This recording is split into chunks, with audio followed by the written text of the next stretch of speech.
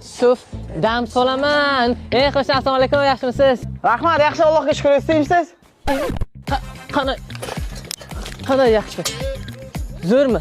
Xudoga shukr, yaxshi, zo'r. Kasal-pasal bo'lmadingizmi? Allohga shukr, hammasi zo'r, yaxshi. Uyingiz tinch, mashina hamma joyda, ishxona bankrot bo'lmadimi hali? Yo'q, ishlarim ham yaxshi, uydagilar ham tinch, o'zim ham yaxshi. Rahmat, qo'shni xavotir olganingiz uchun. Keling, choy. Voy. Hay iflos, ha.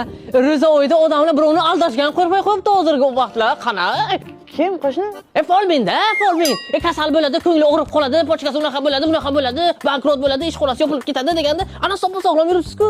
Qo'shni, siz ko'nglingizga olmang. Xafa bo'lmang mendan. Basharayingiz yoqmaydi menga. Tushunasizmi? Men mana velikchani matiz qila olmayman, spark qila olmayman, siz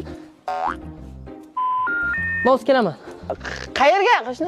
Folbinni oldiga. Pulimni qaytarib olay, bitta matizni pulni bergan, mana shu aftingni qara, yuribsan-ku sog'lom. Bo'p qolar. Bo'lardi-da, bir oy bo'ldi desasi bo'lmayapsan-ku, mana yuribsan-ku. Bitta matiz pul.